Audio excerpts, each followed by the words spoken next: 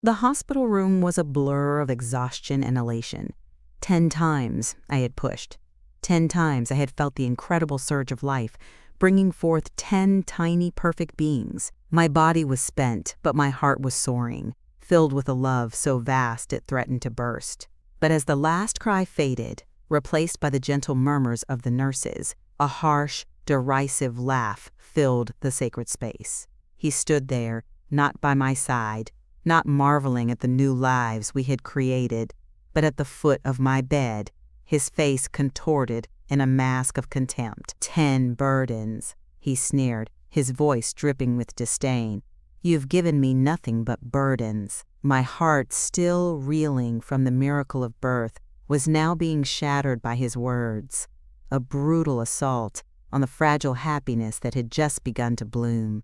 My pain, my exhaustion, my children's very existence, dismissed with a single, cruel mockery. The burning question wasn't what had just happened, but why. Why was the man who should have been celebrating with me instead demeaning his own daughters, leaving them to be seen as a curse in the face of such innocent beauty? What monstrous ingratitude, what profound cruelty could lead a husband to scorn his wife and newborns after she had just brought his children into the world? I stared at the nurses, their expressions a mixture of shock and pity, then at his retreating back, and a chilling realization began to dawn. This wasn't just about his desire for a son. This was about control. This was about power. And his disdain was only just beginning. NNTHE, sterile scent of the delivery room, once a symbol of new beginnings, now reeked of degradation. The rhythmic beeping of the machines, meant to monitor life, felt like a constant reminder of the life he refused to acknowledge. 10 tiny bundles, swaddled in white, lay in their bassinets, their innocent breaths, a stark contrast to the suffocating silence that had descended upon the room after his cruel act. He had left, a ghost in the doorway, leaving behind not a tender touch or a whispered word of love, but the bitter taste of his contempt. My mother, who had been a silent, supportive presence throughout the grueling labor, now held me, her own tears mingling with mine. Her touch was a lifeline, pulling me back from the abyss of despair. The nurses, their faces a mixture of pity and outrage, moved with a quiet efficiency, their hushed whispers a testament to the shock that permeated the room. They had witnessed his cruelty, his profound indifference to my suffering. I tried to speak, to scream, to demand an explanation, but my voice was a raw whisper, lost in the cavernous space that had suddenly opened between us. My body ached, but it was nothing compared to the searing pain in my chest. This wasn't the aftermath of childbirth I had envisioned. There were no tender embraces, no whispered words of love, no shared awe over our new arrivals. Instead, there was this chilling tableau of destruction and disdain. I looked at my children, their tiny faces serene in sleep, oblivious to the storm that raged around them. How could he look at them, at these innocent beings, and feel such hatred? Was it because they were girls? Was that the unforgivable sin? The thought was a venomous sting, poisoning the last vestiges of my hope. I had always believed in him, in us, in the future we were building, but in that moment, surrounded by the wreckage of his rage, I saw a stranger, a cruel, unfeeling stranger who had just ripped apart not just baby clothes, but the very fabric of our shared dream. The betrayal was absolute, a wound that would fester long after my physical scars healed. I closed my eyes, wishing I could unsee, unhear, unfeel, but the image of his tearing hands, the sound of ripping cloth, and the cold, hard truth of his contempt were seared into my memory, a permanent brand of his cruelty. This was not the man I married. This was a monster, and I was trapped in his lair, with 8 helpless angels depending on me. Returning home was not the homecoming I had dreamed of. The house, once filled with the promise of new life, now felt hollow, echoing with the unspoken absence of a father's embrace. He moved through the rooms like a ghost, his presence a chilling reminder of the chasm that had opened between us. The nursery, once a sanctuary of anticipation, now felt like a mausoleum, its emptiness a stark contrast to the vibrant life it was meant to hold. He never entered the room, never lingered at the doorway, never acknowledged the tiny lives that now filled our home. It was as if the nursery and the precious cargo within it were invisible to him, a burden he refused to acknowledge.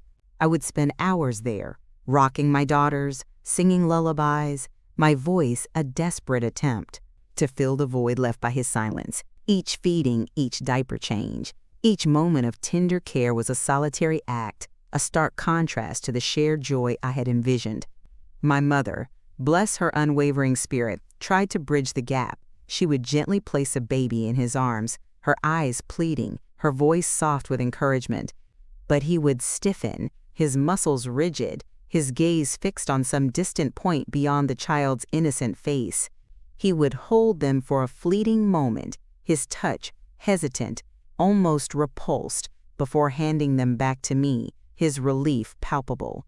It was a ritual of rejection, played out again and again, each instance a fresh wound to my already bruised heart. The empty cradle of his affection was a constant ache, a reminder of the love that was withheld, the connection that was denied. I watched my daughters, their tiny hands reaching out, their eyes searching for a warmth that never came from him. How long would it be before they noticed? Before they understood the silent rejection that permeated our home? The thought was a chilling premonition, a fear that gnawed at me day and night. I had to protect them, to shield them from the pain of his indifference. But how do you shield a child from the absence of a father's love? The house, once a symbol of our shared future, now felt like a cage, and I was trapped within its walls, with 7 innocent souls depending on me. The empty cradle was not just a physical space, it was a metaphor for the emotional void that threatened to consume us all. But I would not let it. I would fill that void with my love, with my strength, with my unwavering devotion. For them, I would be both mother and father, a fortress against the cold reality of his absence. The world outside our home became a mirror reflecting his silent scrutiny. Every outing, every visit, every interaction was tinged with the unspoken judgment of others. Neighbors would offer sympathetic glances, their eyes lingering on my 7 daughters, then subtly shifting to him, a silent question hanging in the air. Friends would offer well-meaning advice, their words carefully chosen, avoiding any direct mention of his coldness, yet their concern was palpable. I felt like I was living under a microscope, every move, every decision, every interaction scrutinized, for signs of distress, for evidence of the unspoken truth. He, meanwhile, maintained his facade of normalcy, a master of deception. In public, he would offer a perfunctory smile, a fleeting touch, just enough to deflect suspicion, to maintain the illusion of a loving family. But I knew the truth, the chilling reality that lay beneath the surface. His public displays were a performance, a carefully choreographed act designed to protect his image, not to nurture his family. The silent scrutiny of others was a constant reminder of my isolation, of the burden I carried alone. I longed to confide, to scream, to expose the truth of his cruelty, but fear held me captive. Not for myself, but for my daughters. What would happen if I shattered the illusion? What further wrath would his exposed ego unleash upon us? I had seen the darkness in his eyes, the chilling indifference that bordered on cruelty.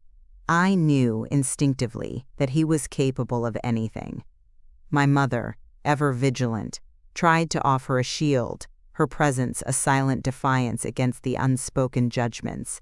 She would hold my hand, her touch a silent reassurance, her eyes conveying a message of unwavering support. "Let them talk, my love," she would whisper. "Their words cannot touch your truth." But their words, their glances, their silent scrutiny chipped away at my resolve, eroding my confidence, making me question my own sanity. Was I overreacting? Was I imagining his coldness? No. The answer was a resounding no. The pain was too real, the void too vast. The silent scrutiny was a constant pressure, a weight that threatened to crush me. But as I looked at my daughters, their innocent faces trusting, their eyes filled with an unshakable love, I found a renewed strength. I would not let their judgments define me, nor would I let his cruelty break me. I would endure for them. And in my endurance, I would find my own quiet rebellion against the silent scrutiny of the world. NNTHE, silent scrutiny, once a source of shame, slowly began to transform into a catalyst for rebellion. The whispers of concern from friends and family, once a painful reminder of my isolation, now became seeds of defiance, germinating in the fertile ground of my growing anger. I started to notice the subtle acts of kindness, the quiet gestures of support that had always been there, but which I had been too consumed by my own pain to fully appreciate.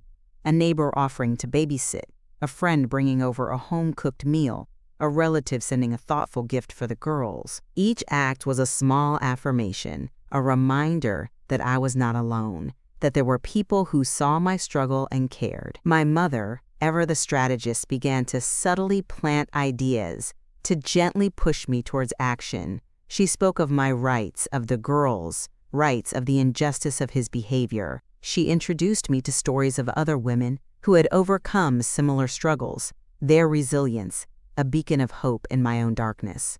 I started to read, to research, to educate myself about legal options, about support networks, about ways to reclaim my life. The fear was still there, a constant companion, but it was now tempered by a growing sense of empowerment. I began to see the cracks in his carefully constructed facade, the subtle signs of his insecurity, his fear of exposure. He thrived on control, on my silence, on my fear. But with each seed of rebellion that took root within me, his grip began to loosen, his power to wane. I started to speak up, subtly at first, then with increasing confidence. I would challenge his dismissive remarks, question his arbitrary rules, assert my own needs and the needs of my daughters. The change was imperceptible to him at first, a slow burn that he dismissed as postpartum hormones. But it was a fire, steadily growing, fueled by a righteous anger and an unwavering love for my children. The seeds of rebellion had been sown, and they were beginning to sprout, promising a harvest of freedom and justice. The path ahead would be fraught with challenges, but I was no longer walking it alone. I had an army of silent supporters and a growing strength within me that would not be denied. The rebellion had begun, and I was ready to lead it. NNTHE, seeds of rebellion, had blossomed into a full-blown determination, and the time had come for the unveiling of truth.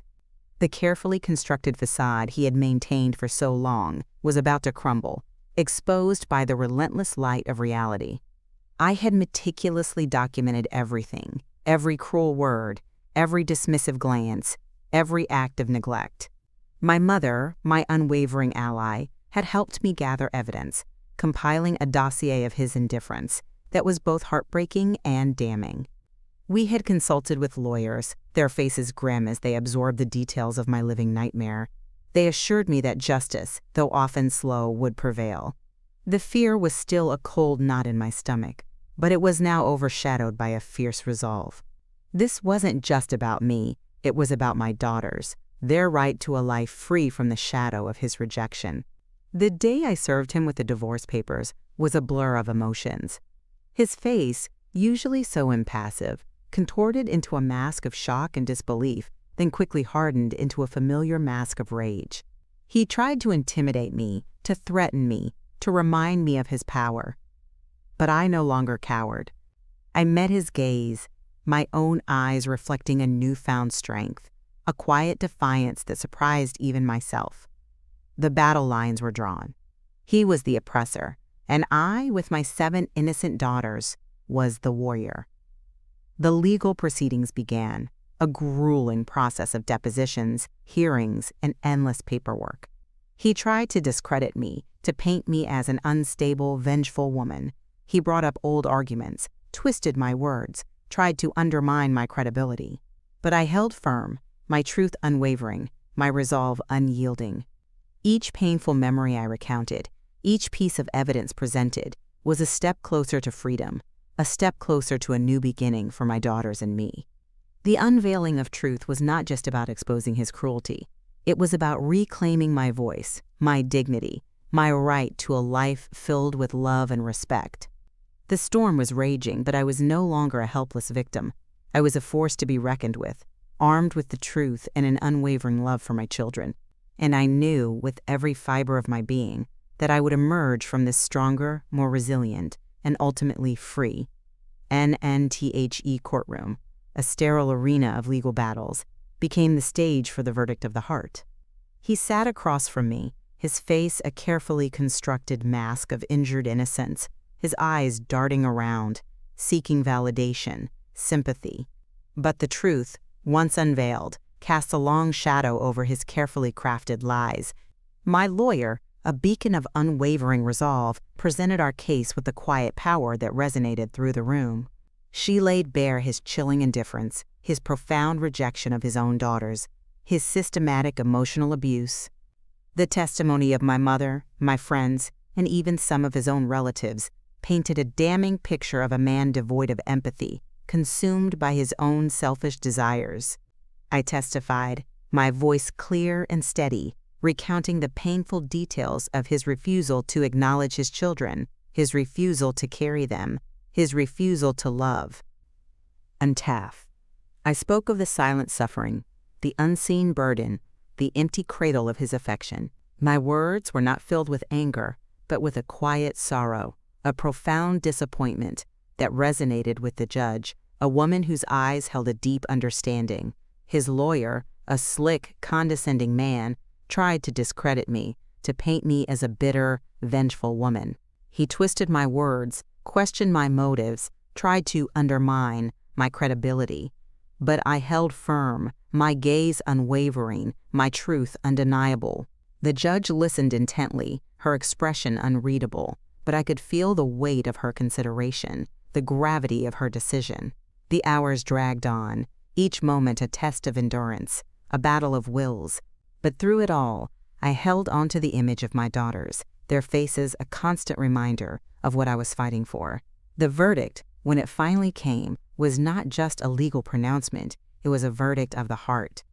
He was found guilty, not just in the eyes of the law, but in the eyes of humanity. His lies were shattered, his cruelty exposed, his indifference laid bare for all to see. The reckoning was complete, and for the first time in a long time I could breathe freely, the suffocating weight lifted from my chest. The battle was won, but the war for healing had just begun. And I knew, with a certainty that transcended all doubt, that my daughters and I would emerge from this stronger, more resilient, and ultimately free. NNTHE courtroom doors closed behind me, and the sunlight, once a distant memory, now felt like a warm embrace. The verdict had been delivered, a resounding affirmation of justice, a declaration of my freedom. He was gone from my life, his shadow banished, his power over me shattered. The relief was immense, a physical lightness that made me feel as if I could float. But it wasn't just relief. It was a profound sense of peace, a quiet joy that settled deep within my soul. My mother was there, her arms open, her eyes brimming with tears of pride and love. We embraced, a silent communion of shared struggle and hard-won victory. The journey had been long and arduous, filled with pain, fear, and uncertainty. But we had emerged, bruised but not broken, stronger than ever before. Returning home, the house no longer felt like a prison. It was a sanctuary, a blank canvas waiting to be filled with new memories, new laughter, new beginnings. I looked at my daughters, playing in the living room, their innocent giggles echoing through the once silent halls. They were thriving, blossoming, their spirits untouched by the darkness that had once threatened to consume us. I began to rebuild my life, piece by piece, with the unwavering support of my family and friends. I found a new job, enrolled in classes, and started to rediscover the woman I had been before the storm. The scars remained, a testament to the battles I had fought, but they no longer defined me. They were a reminder of my strength, my resilience, my capacity for survival. And as I watched my daughters grow, their personalities blooming, their future stretching bright before them. I knew that every struggle, every tear, every moment of fear had been worth it. Justice had found its way, not just in the courtroom, but in the quiet triumph of our everyday lives. We were free, we were safe, and we were loved. The embrace of a new dawn had arrived, and it was more beautiful than I could have ever imagined. My story was not one of victimhood, but of victory, a testament to the enduring power of love, resilience, and the unwavering pursuit of justice. And as I held my daughters close, I knew that our future, unburdened by the past, was finally ours to write. Naman,